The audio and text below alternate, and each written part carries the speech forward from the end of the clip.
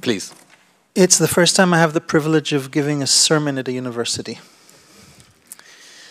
What singles out a sermon from a talk? Sermon is our way of commenting on Scripture. We never offer a sermon in thin air. We offer a sermon always somehow as a comment, as a reflection on Scripture. And therefore, when I was invited to give this sermon, I asked myself, so what is the Scripture that I would want to comment on in talking about the other? And I have chosen 2 verses that I would like to take time to reflect upon, tease out, and think about what they mean not only to me, but what they would mean to you. Because a sermon is not simply about giving ideas. A sermon is about touching people, asking them to internalize what is being said, reaching not only their hearts, rather, not only their minds, but also their hearts. I've handed out just now a series of texts in Hebrew, but I'll be delivering these texts spontaneously in English, so pardon my translations, but I thought probably most of the people in the room speak Hebrew and it will be more beneficial for them to follow this in Hebrew. So the 2 texts that I offer, and one of them was quoted just now by the Cardinal, have to do with the notion of love. Underlying this way of putting together my thoughts is the recognition that the highest form of treating the other is love. And therefore we would want to ask, how do we practice love? When do we practice love? And what are the obstacles to practice love?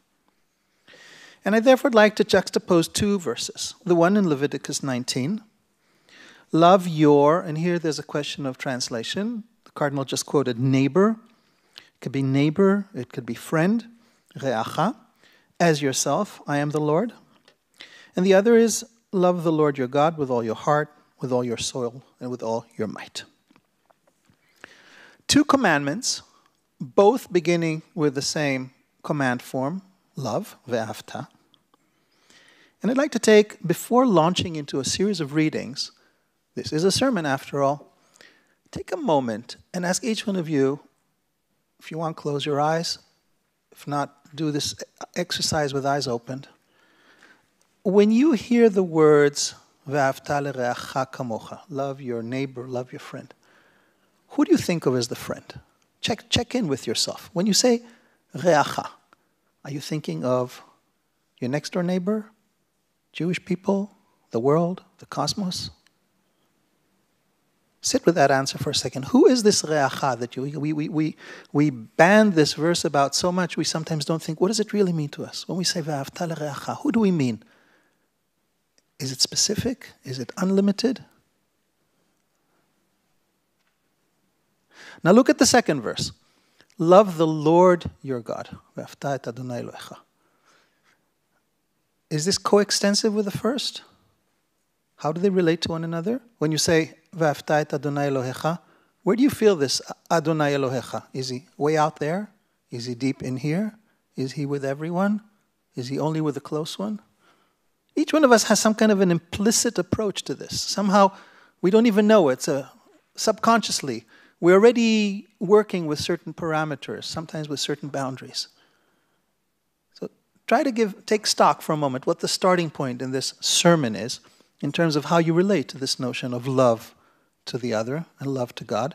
And we'll check in again at the end. I'll see, have these texts, has this sermon, has my facilitation, has it been helpful to you in advancing in your thinking? So I want to walk you through a series of texts. Just about all of them, I think, most of them, not all of them, are drawn from the Kabbalistic or the mystical Jewish tradition. And these texts play out these verses, or they tease out the meaning of who the other is. So we'll be reading together and thinking together, and in the process, we keep thinking, so what do we really mean? Who is this other? And therefore, how do we love them? And therefore, is the attitude to the other one of love or something else?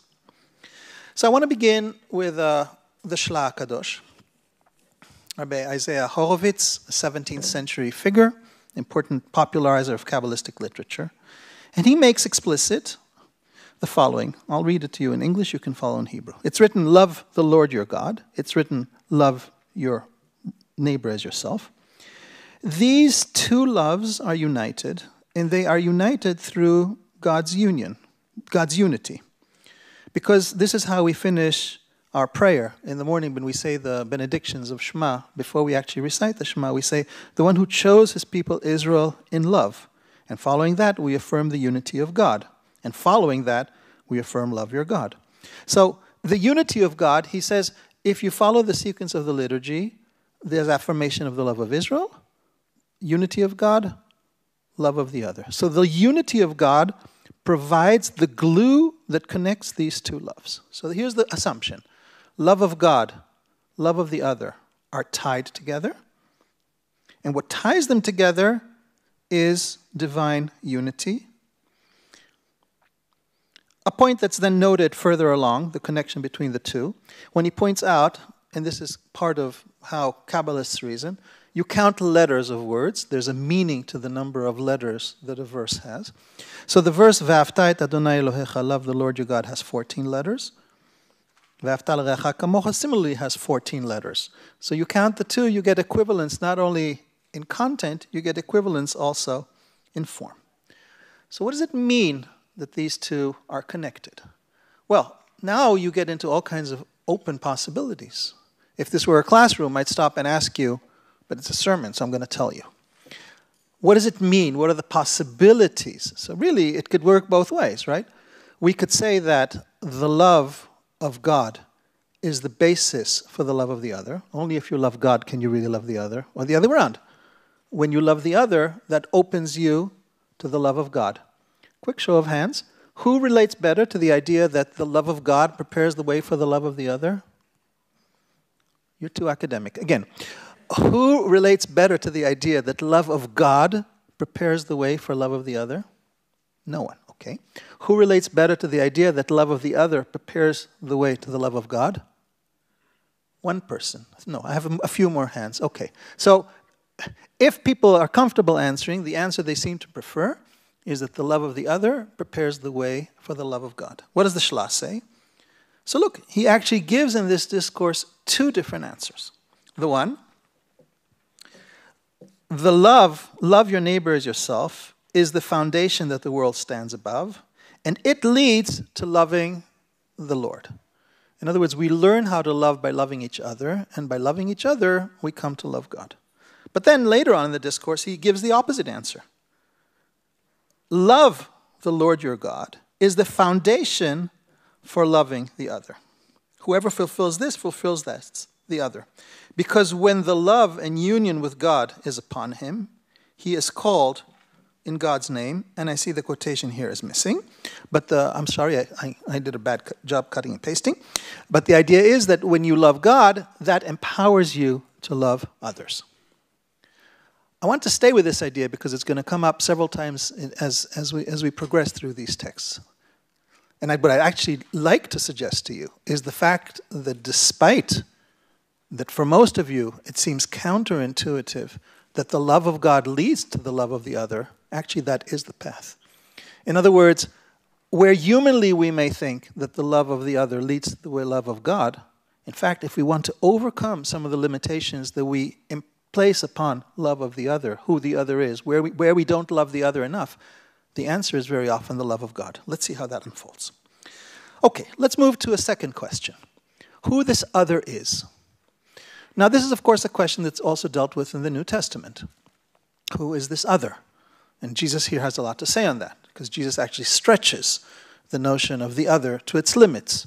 For Jesus, the understanding is that rather than a limited understanding of loving the other only as the one who is like you within your community, it's loving of everyone. And the big novelty, even loving the enemies. In the history of Jewish interpretation, loving the other, this verse, is best described through a notion of elasticity, gemishut. It can sometimes be narrower, it can sometimes be wider. And the interesting dynamic is to trace, when are the uses of love narrow? When do they only apply to the one who is like me, to the one who's part of my community? And when does the notion of love expand, and what makes it all-inclusive? And you already are beginning to follow my thinking when I say that it's God and the love of God that allows us to open from a narrow application of who the other is to a more broad and expansive application of who the other is. So let me share with you a collection of commentaries found in one of the editions of the Mikrot Gdolot, Chumash Rav Pninim. It's a text called Likutei Anshe Shem, which is a commentary on this particular verse. And he brings there several commentaries that are relevant, and they're symptomatic of the history of interpretation. So, the first commentary, the word love your brother as yourself, kamocha, relates to the word lereacha, because the word kamocha can be either ahavta kamocha or lereacha kamocha. Either love like you would want to be loved, or to the friend who is like yourself. So the kamocha can qualify both words. So what does it qualify? He says, no, it qualifies the word reacha. So who is the rea? Who is the friend who is like you? The friend who is like you. In other words, he is like you and he fulfills the commandments like you. Because love applies only in relation to those who are similar and equal. So understanding number one, we love the ones who are like us, the in-group. Is this a human psychological principle or is this a spiritual principle? There's a human psychological principle. We tend to love our nation. We tend to love our group. We love our soccer team. I'm from Jerusalem. We have Beitar Yerushalayim. Right? So you love the group that is closest to you. But the answer is not we love our people because they're our people. The reason is because they fulfill the commandments. So does that mean that love has to be earned? Is love only earned because you fit the minimal criteria that justify your being loved? And those criteria are fulfillment of the commandments. And if you don't fulfill the commandments, you're not worthy of love. So has a natural group psychology instinct been somehow transformed and justified into a spiritual principle of loving the other only on religious grounds? Now here, this is I think, one of the biggest mines, mokshim, that we have to unpack when we deal with the problem of loving the other. Because much of Jewish history in relation to the other, both within Judaism and outside Judaism, is contingent on he is like me, he meets the basic criteria of following the commandments, achicha reacha b'mitzvot, and therefore he is worthy of love, and the other is not worthy of love. And if we want to consider who the other is, this question, is the other the one of the in-group or the one who is beyond the in-group, will be the key issue to deal with. So here you see one default position. Let's move to the second text. Oh, I'm sorry, that text continued. He continues the proof for loving only the people who are like you, citing Psalms 119. I'm a friend to all those who fear you. So only those who fear you am I friends to? Not to the wicked ones, the murderers, the robbers, those who destroy the world. Those it is best to hate or to harm. So there's a clear division. Now he actually doesn't draw the line by Jew, non-Jew, but by moral, non-moral. I love those who are moral. I hate those who are immoral. Or yomar, or second interpretation. A person should love his neighbor or friend and seek to do good to him as much as he can and avoid harming him because he is your friend like you. What does it mean like you? He was created in the image of God. Now, again, Cardinal noted earlier the notion of the image of God in his presentation. So suddenly we have a new notion, an objective notion. The objective notion is the image of God, not because of what he does, but because the appeal to God, going beyond the human dimension into the divine dimension to justify the love of the other. So he was created in the image of God, and therefore this divine reality is the basis of love. And this is potentially much more expansive, right? Because anybody has the image of God, unless you have an idea that they've lost it. And then he goes on to cite Malachi, we all have one Father, which is a great verse for interfaith context. So often we've all heard in an interfaith gathering the statement, we all have one Father. This quote from Malachi is one of those tropes. But interesting, he then reads it, this is Abraham, because obviously he heard the Cardinal's presentation, so he knew we should talk about Abraham. This is Abraham. But here for him, Abraham is the father of all of Israel. So there's a tension in this text. Tension between image of God more expansive, Abraham more limiting. So Image of God, Abraham. Well, this tension is resolved in the next text, where it says, this includes loving all of mankind, be they whatever people they are, because he is a person created in the image and likeness like you. And he cites the third chapter of the chapters of the Father, a teaching of Rabbi Akiva. Beloved is man who was created in the image of God. And it's clear from the context, as he argues, but I skipped that later on in that Mishnah, there's reference to Israel, and therefore, if man is beloved, it's not only the Jewish person, it's every person who is beloved. So now, love is universal, and what makes love universal is the divine principle that's made manifest in the image of God. So included in the love of the other is every person who, the Hebrew says, ha'osek b'yishuvo shel olam, who contributes to the sustenance, to the establishment of society, who plays a constructive role rather than a destructive role in society. And this is why I said love. This is why I didn't say love your brother. Had he said love your brother, it would have meant only Israel. But he says to your friend, every person, even a non-Jew. So we have here an understanding as part of the elasticity of the notion of the love of God, that loving the other, loving re'acha, includes the non-Jew, not because he fulfills the mitzvot. There has to be some justification, you see. So if it's not the justification of the mitzvot, there has to be another principle. What's the other principle? The image of God. So the image of God offers everyone the basis, the foundation, the status upon which they are worthy of love. And then he brings a couple of other texts. Sefer Haridim, a 16th century author in Safed, reads another saying in the chapters of the Fathers, do not have contempt for any person. Al tehi baz lechol adam. What does it mean not to have contempt for any person? It didn't say for a Jew, any person, right? Great, small, Jewish, non-Jewish. So here we have a notion of respect. That's not exactly the notion of love, but he ties love and respect. And then finally, the celebrated disciple of the Ari, Rabbi Chaim Vital in Sharei Kedusha, is cited saying, love every person, including the non-Jew. So here we have the expansive notion of love, expansive because it's grounded in a divine principle. Let me move on to the next text. The next text is an 18th century text, a Hasidic classic, by an author called Menachem Nachum of Chernobyl. He was a disciple both of the Baal Shem Tov and of the Maggid of Mezrich.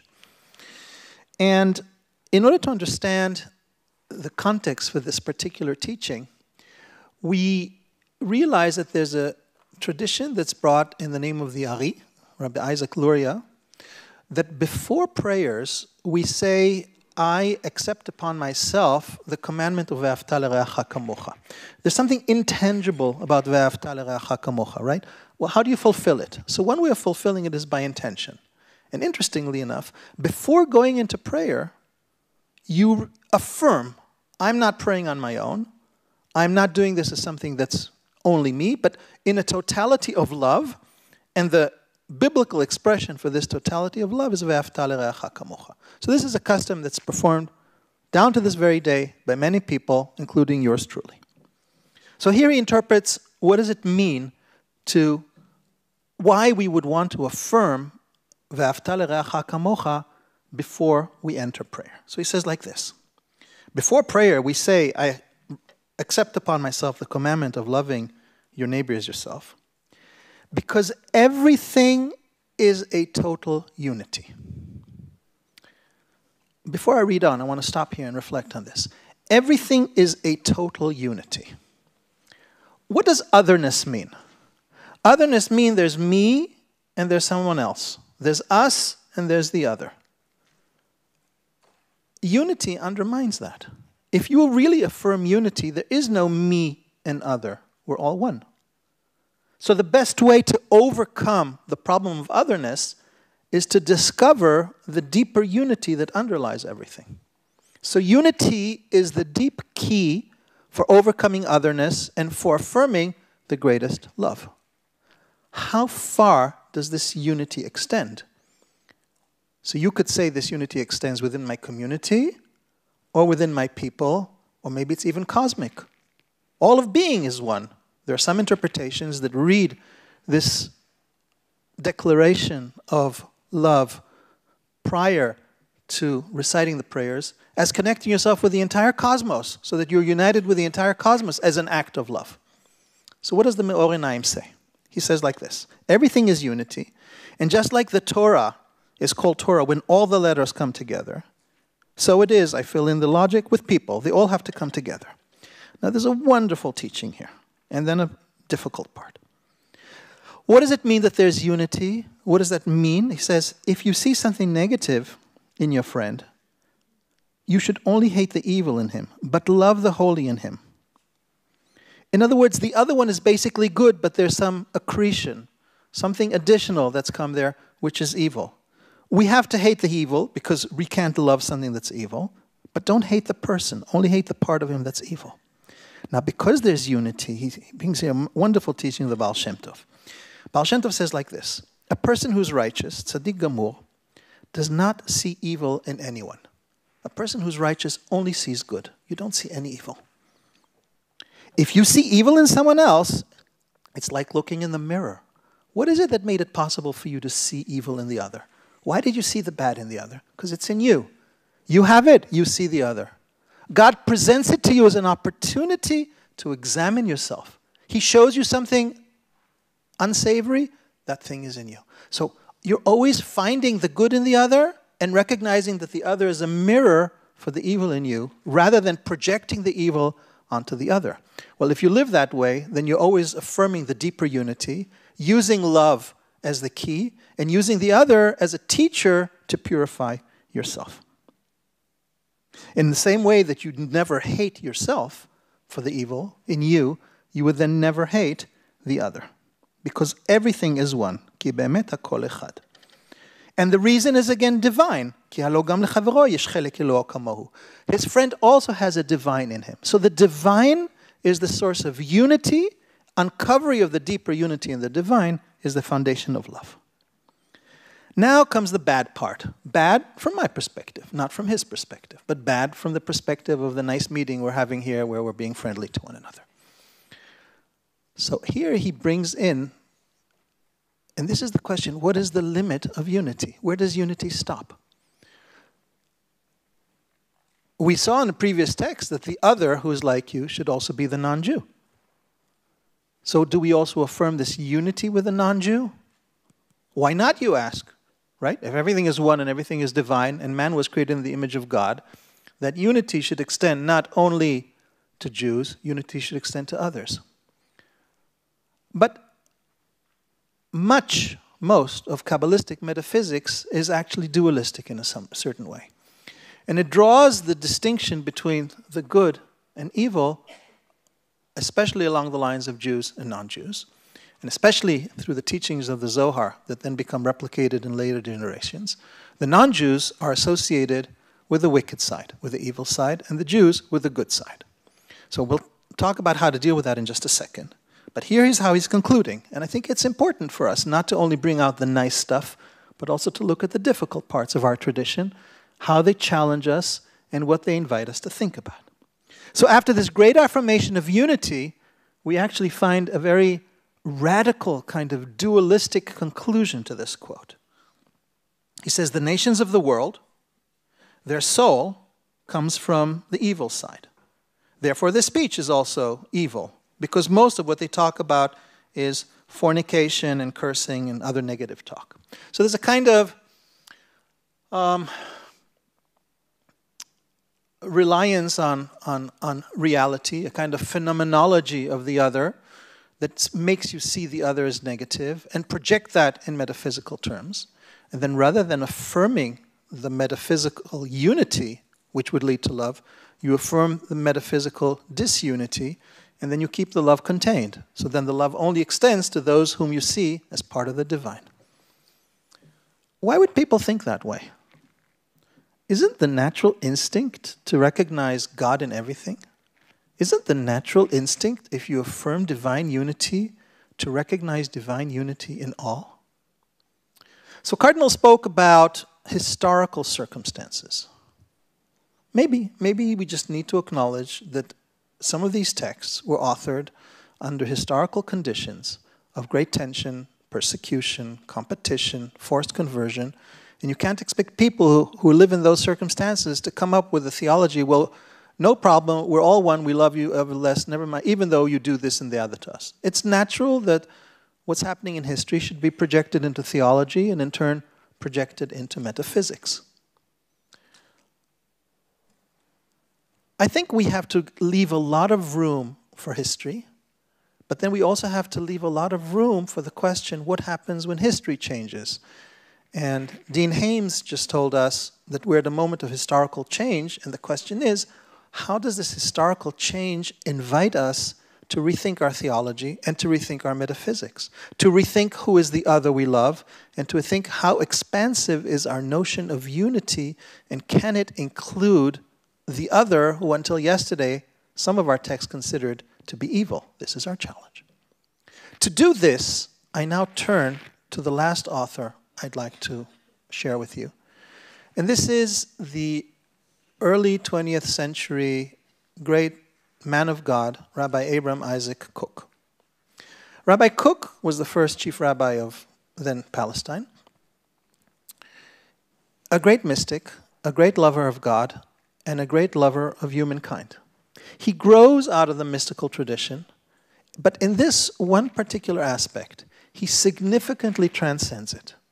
Where, for authors like the Me'or and many other Hasidic authors who present us with a dualistic metaphysic, likely on historical grounds, that blocks our capacity to love, Rav Kook is so grounded in the reality of God, so grounded in the love of God, that his love of God extends to the farthest reach of what it means to love the other. And in the texts I will conclude with, we have statements of intense love that cut across all boundaries, including everyone in a harmonious vision of love that is A, unitive, because ultimately love has to be based on this sense of unity, and B, grounded in the divine. And you can see from this reading that where we started earlier with a sense of, does the love of the other lead to the love of God, or does the love of God lead to the love of the other? Rav Kook, as a man whose divine love is so intense, works off this divine love to love all, going beyond the boundaries of everything the tradition knew before, and making him maybe the strongest voice ever for the fullness of expression of love, overcoming otherness, and affirming divine unity that thereby overcomes otherness and invites to love. So I want to conclude with these texts by Rav Kook. The love of all creatures precedes everything, then the love of man, then the love of Israel. So there's a kind of pyramid. First you love all creatures. This is back to this cosmic aspect. Nowadays it's very much in vogue, this forget the word. You know, when you relate to nature, what's the word? Ecological. Ecological perspective where you relate to the whole world, but in love. Then all humanity and only the love of Israel. And the love of Israel includes everything, because Israel will redeem everything. Israel have the responsibility towards everything. All these loves are practical loves. To love them, to do good, to seek their elevation. The love of God is higher because it is a love that doesn't necessarily draw a conclusion, but the heart is full of it, and this is the greatest joy. So the love of God crowns all other loves, but it is also the foundation of all those other loves. So this becomes a song of love where these different loves are unified into one reality, a hierarchical reality, a pyramidal reality, where at the top of the pyramid is the love of God that unites and brings it to fruition. Next greeting. The love of all creatures should be alive in the heart and in the soul. The love of every person and the love of all peoples. The desire for their elevation, their restoration, physically and spiritually. So the basic principle is love must be alive for everyone and also for all the people. In other words, even those people who are our enemies. No, love must be the driving force. Hatred, right? We know that the flip side is hatred, and hatred comes into expression in relation to the other. Hatred should only be addressed to the wickedness and to the evil that's in the world. One cannot attain the heights of spirit of the biblical verse, thank God, call his name, tell his deeds amongst the nations. So we can only praise God amongst the nations if we have deep love from the depth of heart and soul to do good to all people, to improve everything they own, to make their lives happy. So you can't really serve, this is the reverse. You cannot serve God with the fullness of love if you don't really love the others. So that it's kind of circle of love. The love of God leads to the love of the love of other leads to the fullness of the love of God. And this is not a normal quality. This is a quality that adapts itself to the spirit of Messiah who would then dwell upon Israel. So there's a great answer here. He's not looking to the past. He's not looking to the wounds. He's not looking to what they did to us. He's not looking to the past. He's looking to the future. The future is Messiah. Messiah is love. It's a love that's unitive. And by looking to the future, we grow to the fullness of love rather than looking to the past. Wherever we find indications of hate, we know that the intention is for the wickedness. It's only because of the wickedness that we hate, but not the people. Because that wickedness has a strong hold on the collectivity of people, even today, but especially in previous days when the world was more full of filth, of impurity. There's a notion of progress. Yeah, in a sense, there's an answer here to the historical question. Why do we find in our text so much negativity? Because that was the appropriate message then to where the world was. But the world has advanced. So there's a willingness to account for history as part of how we advance. And in that, to move from hatred to positivity. In parentheses, Rav Kook relies very heavily on the view of Meiri, of the others. And Meiri's view is based, as Moshe Halbertal has shown, on a notion of progress, and therefore Rav Kook also very much upholds this notion of Pravik, end of academic footnote. But we must know that the point of light and holiness never left the image of God that humanity has received, and every nation and people have received. We're back to the image of God. The reason we love everyone and the source of unity, back to the image of God. And everyone, according to his measure, has this seed of holiness. And from this point of life, of the recognition of the image of God in all, we desire the full elevation of the world.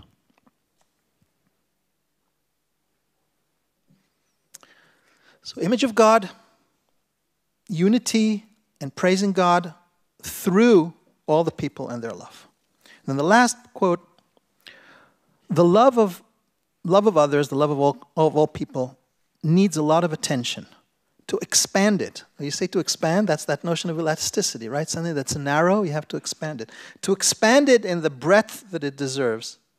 Contrary to the superficial view that people have when they don't understand things spiritually in an adequate way, as though there's a kind of contrast between that love and what the Torah teaches us, or at least that the Torah is indifferent towards it. No, it has to fill all the rooms of the soul. The greatest position in the loving of the other has to be the love of man, and it must expand to all of humanity, despite changes in faiths and beliefs. Okay, so there's an explicit statement here that love has to extend also to other religions. That the other who has to be loved, because ultimately he is one, being the image of God, and that the divine unity ties it all together, includes other religions as well. And despite all changes of races and aklimim, climates, simple climates, we must go to the depth of the character or the understanding of the different nations and people to learn as much as possible their attributes, their qualities, in order to know how to establish human love on practical foundations. So it's an amazing statement. Love isn't something you just declare. You want to love, be real. You want to be real, get to know the other. Study them, understand them. By learning them, and that means also learning other religions. By learning them, you understand what they are. By understanding who they are and knowing that they're not evil, you come to love them. So knowledge is the foundation of love, and knowledge reveals the deeper divine unity. Now, I have to read this one phrase in Hebrew because it is just so soaring in its vision. כי רק על נפש עשירה באהבת הבריות ואהבת אדם תוכל אהבת האומה להתנשא בגאון אצילותה. Only a soul rich in the love of creatures and the love of man, only upon such a soul can the love of the people rise with all its nobility. We started saying that love is limited. You only love the people who are part of your people. Rav Kook says, no. You want to love your people, you have to have a total love. It's a pyramid. Love everyone, only then will the love of your people be a noble love. Otherwise, it's just that psychological instinct we spoke about. You want it to be spiritual, you want it to be God-grounded, you must first love all in the fullness of love, and only from then move to the love of your people. So, my friends, we've gone on a journey, and we've looked at the different capacities of how to read who the friend is, how to read what love is, how to uncover unity. And let's conclude by going back to that moment of checking in. And just want everyone to take a second and go back to that verse that we started with, Ve'afta l'reacha kamocha. I started by inviting you to think, who is this reacha? We've now seen so many different nuances and aspects. Look at it and think for yourself. Has my understanding of who reacha is expanded in some way? Is it richer? Is it more expansive? If it is, then it's been worth this sharing with you. Thank you very much. Wow. Thank you so much, Rabbi Alon Goshen-Gottstein, for your sermon. And actually, I think perhaps after listening to you, that perhaps in academia, teaching in academia, we should perhaps sermonize, after listening to you both, we should perhaps sermonize more, and we might be able to get our messages across in a better way. I love the idea that if you see evil, right, you should take a look in the mirror. I think that's something that we can all learn from. Thank you so much.